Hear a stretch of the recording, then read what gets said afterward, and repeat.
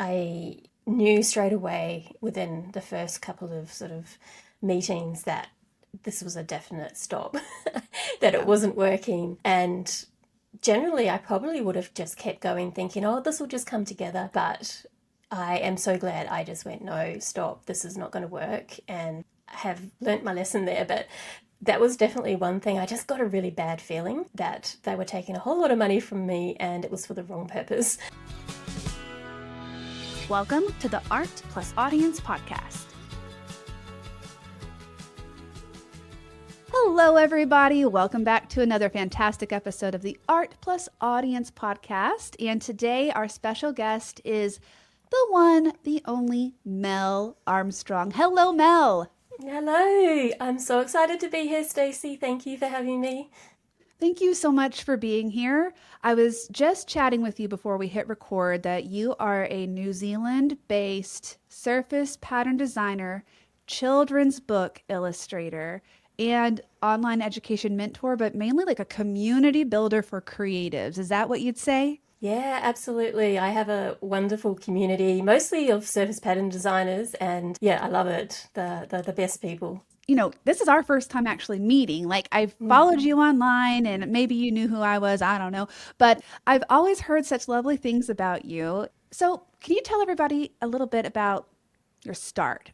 Like, what made you decide to go from whatever you were doing prior to illustration and surface pattern design to the career that you've now built that's what, 12 years now and running? Yeah. I sort of started getting into this industry about 12 years ago when I was pregnant with my son. I, at the time, was working as a software engineer and I had a lot of clients. I was in Sydney.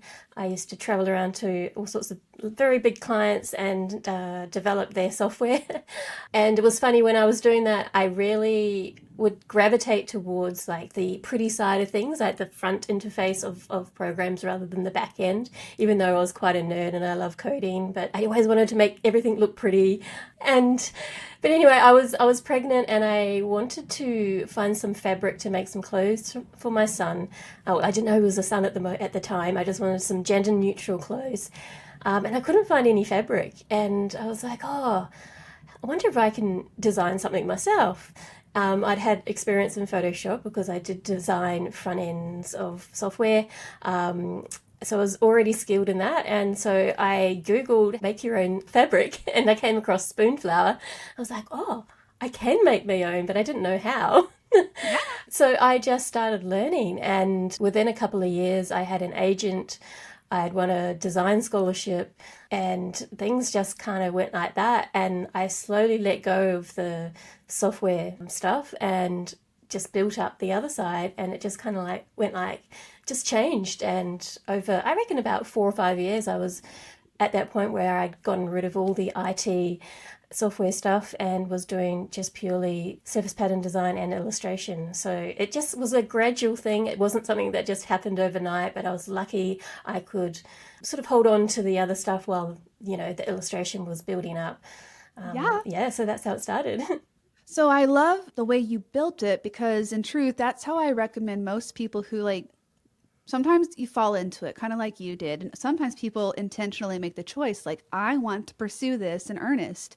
And the goal is, like, most people would like to become full-time creatives, but there is a time that if you can do it as a side hustle on the part-time while maintaining something else and kind of have this gradual shift, it's a lot less pressure, in my opinion.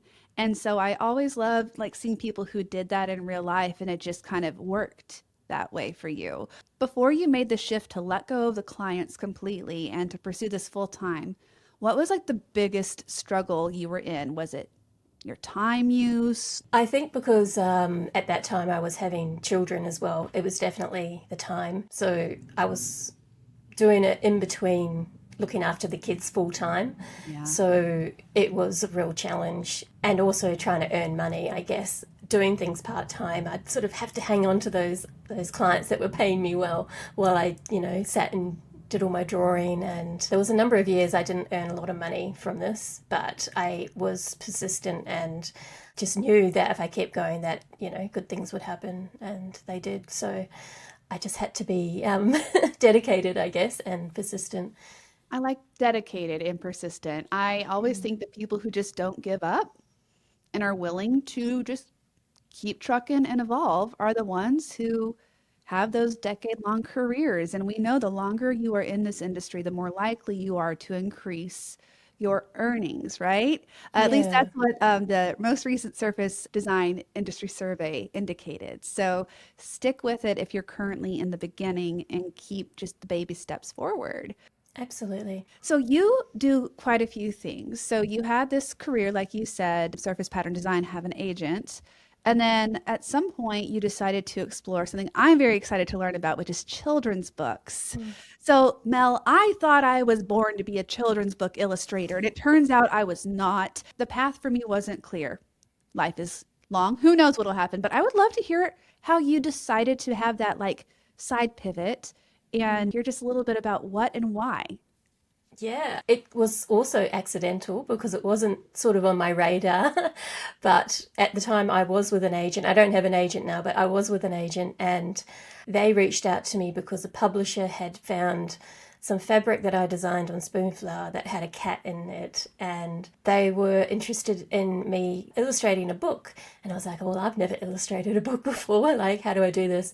I had taken some online courses, and so I had a fair idea, and I had been building up a portfolio because I did sort of think maybe one day, but really didn't think I could. And I was lucky that the publisher had an amazing book designer that worked with me and helped me through the process. And we ended up creating this beautiful little book that went on to win a Rubery Award for the children's category. And I wouldn't say the illustrations are fantastic, but it was such a beautiful book that it just, yeah, resonated with a lot of people.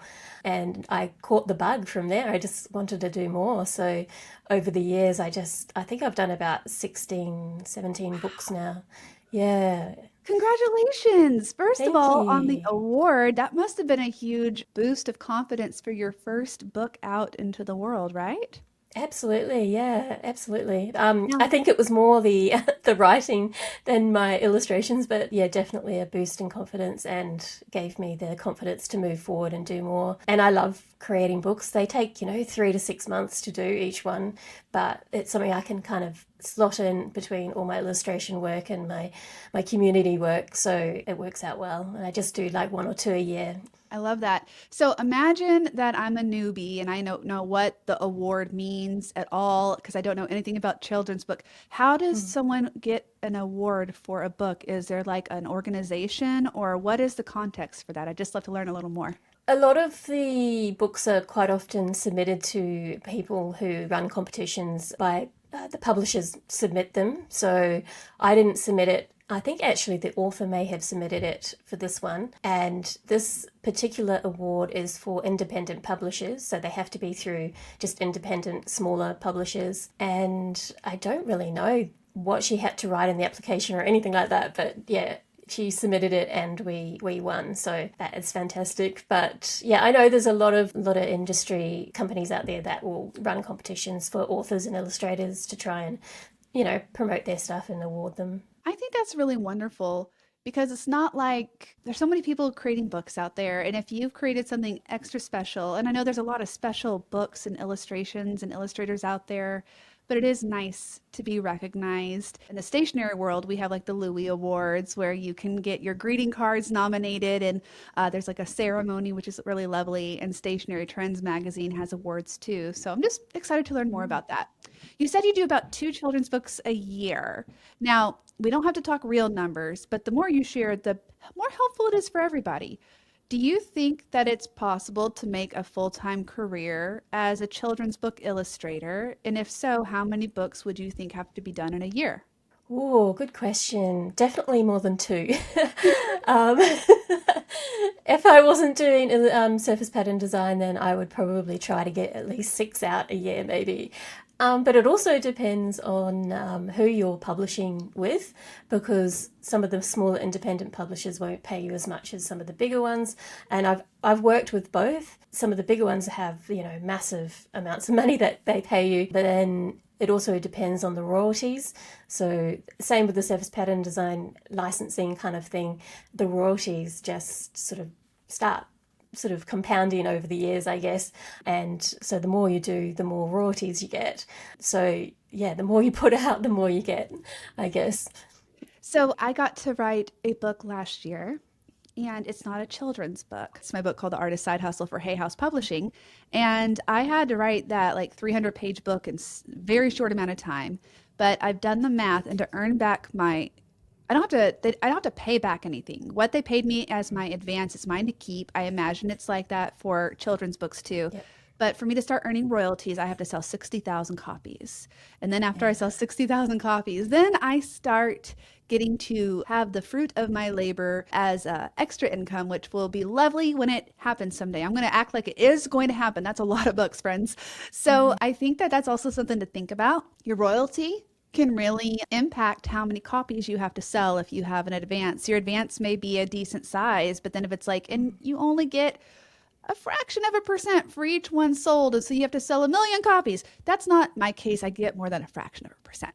But I imagine it's pretty similar. Yeah. How many copies for your first book had to be sold, if you know, before you started earning those royalties? Ooh, it was more you had to hit your upfront payment first, and Hmm. then once you hit that, it wasn't the amount of copies, it's about getting to that upfront Financial fee. amount. Yeah, and then you start earning the royalties. But I don't know about other parts of the world, but in Australia and New Zealand, you have public lending as well.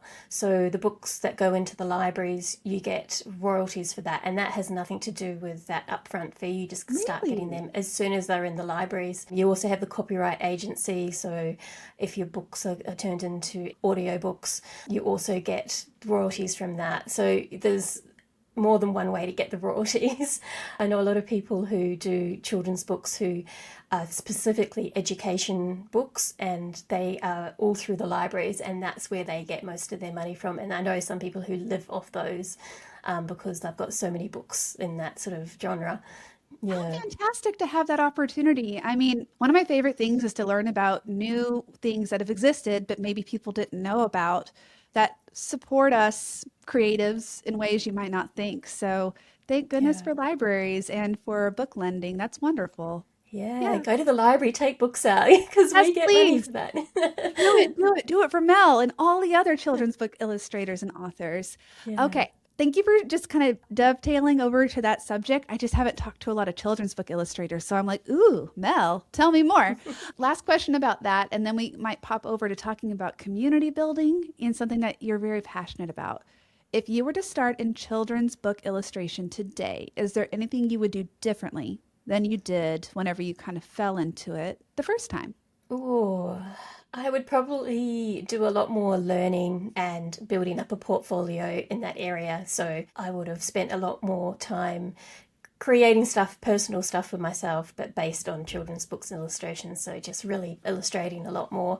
I don't think when I did that first book, I had enough skills. I still think I'm still learning. So, I'm not kind of where I want to be, even though I've done about 16 or so books. I still think there's a long way for me to go in that area. So I just keep learning and trying to get better. Mel, you seem like an incredibly humble, down to earth person, just hearing you talk. So I just want to call that out because it's lovely to talk to that. You've done so much and you still say there's more for you to learn and you'd like to continue to get better. Just thank you for sharing that. I love that mindset. So something else that you've done beautifully is not just where you live in New Zealand, and I know you lived in Australia, building community there, but you have really gone online to build a beautiful, supportive community for surface pattern designers specifically. Can you tell me a little bit about how that happened? Was it intentional or another thing that kind of you fell into and loved? Yeah, that definitely is another thing I fell into. I never had any sort of desire to teach online or build up any sort of online community other than, I guess, on social media. I was kind of always in there at the beginning, but I guess my teaching was what started me on the whole process of building a private online community. So I created a course. I teach on Skillshare, and that was accidental. They reached out to me and asked me if I wanted to teach, and I was like, oh no, I don't know if I can do that. But then I did it. I remember back when I was a software engineer and I was working in some big corporate offices, and they asked me to teach some of the directors of this company some software, and I was super nervous. I went in there and I taught them and discovered that I can actually teach. And I had the most amazing feedback from all these amazing directors that were like saying that, oh, you should teach. You should, teach people how to do things. You've got a talent for it. So I kind of like drew on that and went, yep, I can do this. And did my first class on Skillshare probably 8 years ago. And it kind of blew up. It did really well, and I got a lot of good feedback, and I thought, oh, and I loved it so much. I loved being able to help others, contribute to others, and build other people's confidence in what they're doing. So I just kept going and eventually created a private online community that is sort of attached to my course but doesn't have to be. And in there we've got hundreds of surface pattern designers, and we do challenges every month. I do live Q&As, so I talk to them, answer questions about anything they want. It's a lovely little community of like-minded people. So, and it makes me feel good to help people. And I think that's what creates, if you look at even like businesses, successful business people who run their own business, generally they are always giving back to other people. And that's what makes them successful. And I think I just get off on it. I feel really good about helping other people. So that's why I do it. And that's why I think it's been so successful, to be honest. I've always loved when people reminded me that what you put out, you attract. And Yeah. so I'm of the firm belief that if you have a vibrant, loving, dedicated, loyal group of people in your community who stick with you years and years and years in, it's because you attract those type of people. You make people feel good. You make people feel heard and seen. And I also think you have to be willing to keep evolving in order to lead a community. Since you started your online community, how have you changed? Not just like the things that you do in the community, but how has it changed you as maybe a leader in your industry? Oh, good question. I think I am more compassionate about people and their backgrounds and their stories, and it's really opened up my world. I have such a diverse people in my community from every part of the world, from all sorts of different backgrounds. I have a 85-year-old in there, and I have probably a 18-year-old as well. Like I have a whole range of ages, and it's just fascinating learning about other people and where they come from and what they do and what motivates them and what they're passionate about. I don't know. I just love learning about that. So it seems to me that you've always been a curious person. And I don't know, you keep falling into things. So I imagine there's a way that you live your life that allows room for possibility of things to happen. Like when something comes to you as a possibility, are you like arms wide open? Yeah, perhaps. Or is it kind of like a gut? Yes, no, this is for me and this is not for me. I'd just love to know. Yeah, I'm always wanting to give something a go. I have ADHD, so I jump around a lot, and sometimes I just have to let things go because I'm trying to do too many things at once. Generally have too many tabs open on my computer. It's like my mind My always has brain too is, many tabs. that's what I tell my team. I'm like, I have a tab open. I need to close, guys. Yes, absolutely. But when I discover something new, and I will jump on it and I will put everything into it and get obsessed by it. So yeah, I'm definitely not a no person. I'm a let's give it a go. If it doesn't work, then that's fine. Because I just am so interested in everything and I don't want to miss out. So Like we have yeah. this one life that we're living and you want to live it to your fullest, but not just to fill it. You want to fill it with things that are near what you're already, passionate about. So whenever like little side roads emerge, I also like to take them and see what's ahead.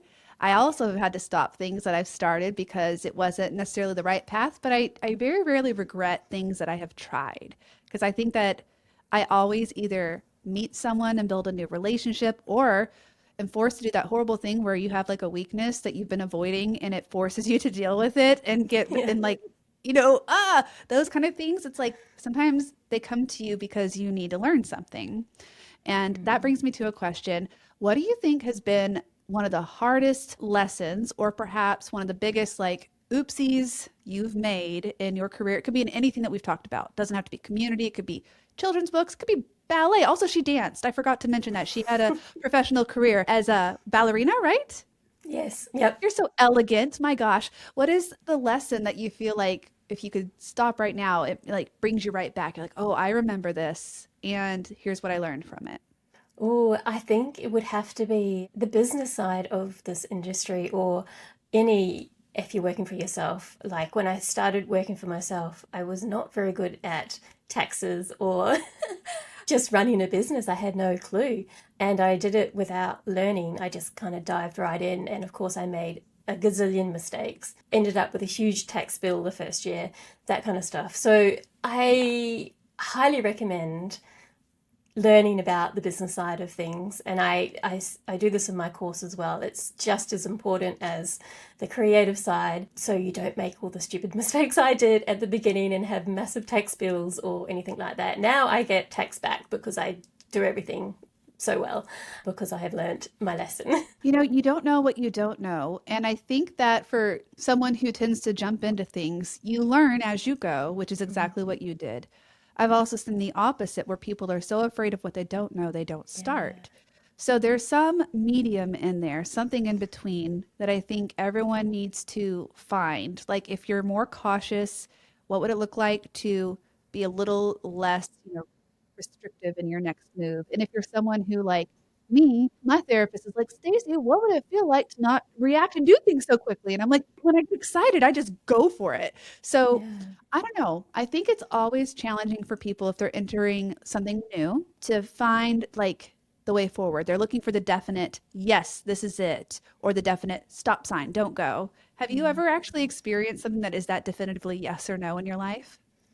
Oh, I once hired a consultant and I knew straight away within the first couple of sort of meetings that this was a definite stop, that it Yeah. wasn't working. And generally, I probably would have just kept going, thinking, oh, this will just come together. But I am so glad I just went, no, stop, this is not going to work. And I've had other consultants that I've worked with since then and have learnt my lesson there. But that was definitely one thing. I just got a really bad feeling that they were taking a whole lot of money from me and it was for the wrong purpose. So, yeah, that's the one time I've just gone, no, no, definitely not. I've had to do similar things, especially earlier in my career. I hired a PR agency, and it wasn't because they were bad. They're actually really good at what they did, but I think the problem was they took me on when they shouldn't have. I wasn't ready, and it was so much of my money to try to work with them, and I had a contract, and I couldn't break the contract. And so in the end, I just paid for something that wasn't good for me. And it was like a financial lesson, but Mm. also a lesson now that maybe I have programs and things like I'd rather someone tell me, no, this is not a good fit for you than to keep going. You know what I mean? Because it's hard when you don't know what you don't know. Now I feel like I have a better sense of what's like a good fit for me and what's not. But I think you might have to learn it. Go You through it and learn do, it. yeah. And you've got to have all those mistakes along the way, definitely. But yeah, learn to recognize when you have to say no, I think. You talked about your own community that you have, and you said that it's associated with one of the programs you run, but also not. So if you're someone who is interested in learning more about your community, because the word community can mean so much, and you've said that surface pattern designers, you do Q&As, and you also have challenges, but you also learn a lot about people, the relationships. Are there people who are like longtime members who are just like creative besties who just like maybe don't even live near each other, but are each other's people? I'd love to hear about that. Absolutely. There's quite a few, and there's some that have been there right from the beginning. And I know that they are all sort of besties in their online sort of world. Some of them also with me. We've created relationships. In fact, one of them is now sort of my support person in there. But yeah, definitely I can see like little communities kind of branching out of it, which I think is fantastic. And that's the whole point because when we talk about online community, especially whenever COVID hit and people were even more disconnected than they were before, online spaces where you could just be yourself and talk about your area of interest where it was like a very new concept to me at least and to so many other people. So of all the things that have remained, I'm so glad that like my online relationships, whether they're through community or social media, there's those special ones that like keep me Yeah. going. Tell me about like your community. So there's the one you run, but what about the Mel Armstrong personal community where you live? Like there's you, the artist, but then there's you, the person. Are there people in your life that you would say have watched you on this whole journey and have been your cheerleaders from day one? Oh, yeah, that would have to be my family. Yeah. I guess because we've been through some tough times and stuff, and I have stuck with this. And there were sometimes I'm like, oh my God, I'm going to have to go and get a normal job, a 9 to 5 job. And, but I've stuck with it and they've watched me stick with it and been very supportive of me. My daughter in particular loves the fact that I do this, and she tells all her friends that I'm an artist and I make money from my art, and she just loves that. And she writes books so that I can illustrate them, and it's so sweet. So yeah, they are my biggest supporters. My friends, I don't know if they really know what I do. They do, Really? support me and cheer me on, especially if I'm posting stuff on, social media and they see it and they're like, oh, this is amazing.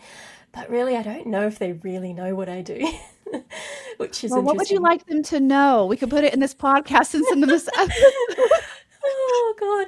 Yes, I don't know. I draw pretty pictures that go on products and go in books. And they're like, is that a job? Well, yeah, it is. I made it for myself. Yeah. Ah, I love that. Well, it sounds kind of dreamy the way that you're living your life. You seem so centered and so humble, and you also seem like you're having a beautiful impact.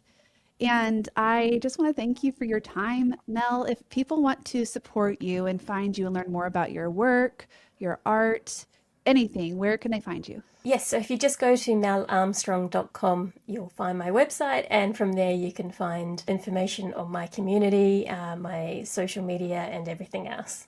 And your YouTube channel with like Oh, a yes. lot of stuff happening on that YouTube channel. That could be a whole other conversation, but it's a Yeah. gorgeous YouTube channel. Well done. Thank you. That one's sort of just growing organically. I never kind of expected that to blow up as much as it has, but it has, so that's nice. Ah, I love that you have lots of different places that you can help people on their journeys, whether it's free on YouTube, whether it's smaller courses on Skillshare, whether it's your own community or something that you've built on your own. Plus, you are the real deal. You're licensing, you're doing children's Yeah. books, you have your own product. Well done, Mel. You're probably a huge role model to so many people, and I feel super inspired after talking to you. So thank you. Oh, thank you so much. And thank you for having me on here. It's been so much fun chatting and talking about all Yeah. this stuff, which I love. So, yeah. I could talk about it all day. Well, everybody, thanks for tuning in, and please come back for our next episode of the Art Plus Audience podcast. Be sure to tell us who you'd like to have on the podcast next. We're always looking for amazing folks to interview. Bye. Hey, Stacie Bloomfield here. My book, The Artist Side Hustle, is officially out now. I wrote the book I wish I had when I started Gingerbur. Inside, you'll learn 13 ways to monetize your art, the essentials of a strong portfolio, and how to use just 5 hours a week to grow your creative business. You can grab it anywhere books are sold, including the audiobook read by me. Thanks so much for tuning in. Hey, could you do me a favor? Could you subscribe to this podcast and then share it with one of your best art friends? I'd really appreciate it. And then head on over to Instagram and follow me at the Leverage Your Art account, and you can keep up with all of our future episodes. Thank you so much for your support. It means everything to have you here listening and learning. Bye.